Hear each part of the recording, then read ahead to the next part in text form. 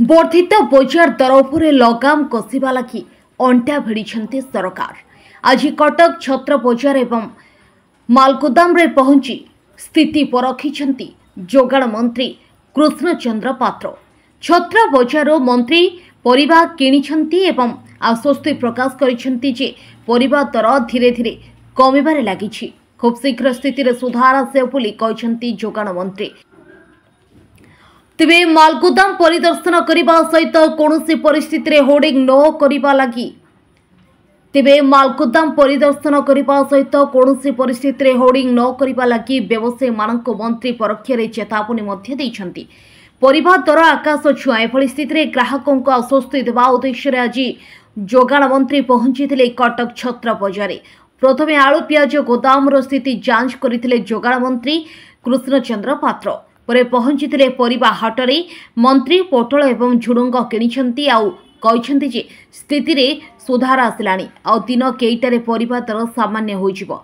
परिबा बजारे केवल जे महंगा बड़ होइछि ताहा नुहे, नित्य व्यवहार्य सामग्री मध्य अत्यधिक दर वृद्धि होइछि, जहार वास्तव स्थिति जानिबा उद्देश्य मंत्री पहुंचीथिले मालगोदाम रे, जेउठी विभिन्न संघ सह मंत्री आलोचना करिबा सह कोनोसे सामग्रीर होर्डिंग न करने लगी परोक्ष चेतावनी देइछंती। तेणे किंतु छत्र बजार व्यवसाय संघ कहूछि प्रतिकूल पाग परिबा चाष उपर प्रभाव पकाइछि, तथापि बजार स्थिति धीरे धीरे सुधुरिबारे लागिछि। पूरा वीडियो आपनको प्रेस वाला भी करछंती। पोटल केजी 60 टका किनली, झुडुंग 50 टका केजी किनली, ये कलरा 60 टका, तो 50-60 टका भितर अच्छी ये उच्चा टिके निश्चय किंतु बेलगाम वार्डटा एथे लागिबो नाही।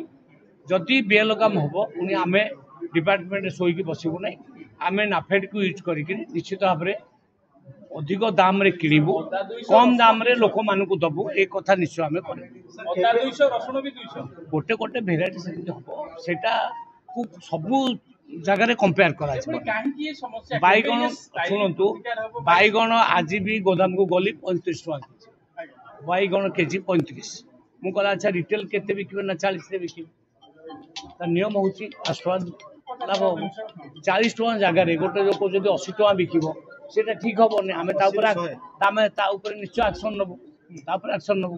मु कहि दे आछि जे नियंत्रण हेइ जिवो, नियंत्रण भीतर भी अछि, नियंत्रण बाहर नाही। मु भाबुची ए रेट नियंत्रण बाहर जाइछि बोली कुआ जीवो नाही। काहे कि एगुडी तो हठात एगुडी वर्षा दिन होबा ए जो दर स्थायी केमती हबो, फुल स्टोरेज केमती हबो, ए नै कि नाही नाही स्थायी परिवारे केबे स्थायी कोठी हुए नै। आपण देखिथिबे कम बेसी बेले बेले अच्छा बिलाती बैगण टमाटो केजी टंका ढे कृषक भी तोलू ना से अवस्था भी आस बेले बेले 100 टका हो 200 टका हो। तेणु ये जो परिया गुड़ाक रेट निश्चय फ्लक्चुएट कर आपड़ भावे जे एकदम सामान रमती के हाँ चाउल रेट सेमती ये चाउल रेट जो बढ़ी मु खबर नेली डाली जातीय जिनस खबर नेली ये इलेक्शन पूर्व जहाँ बढ़ी अबिका से बढ़ी इलेक्शन पर 5 पैसा भी बढ़ी हाँ जिते बड़े आमे डिक्लेयर कलु 3100 टंका धान क्विंटाल दबु सेते बड़े किछि व्यवसायी ताकू बढ़ेइचंती चाउल रेट ताकू मध्य मु निवेदन करछि से अनेसरी बढ़ांतु नाही।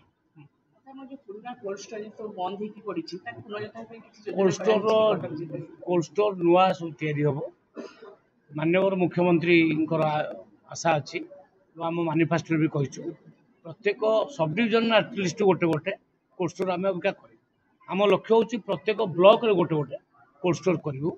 एवं आगे देखिए आप बीजेडी सरकार समय आलू मिशन फेल, पियाज मिशन फेल, जिते गुड़े मिशन फेल कौन पे ना से जहाँ कहले ता कले ना। प्रत्येक ब्लॉक रे कोल्ड स्टोर करिया कथा कहले कले ना। ताको सरकार कहला बोनस दबु आम धान रे 100 टंका भी देला ना, किंतु अबिका आम 800 टका बोनस दबा को जाऊँ 3100 टका दबु। केन्द्र दौर 2300 2300 आम दबु 3100। तेणु से बाबद में आज सकाल मीटिंग चलता केमती खरीफ फसल बेलू आम दि तेणु आम प्रकृत में कृषक मान आउ लोक मान जनसाधारण काम कर सरकार निश्चित कर दर किसी अल्प दिन भितर कंट्रोल को आस। कटकरू देवाशीष रथों रिपोर्ट, ओडिशा समाचार।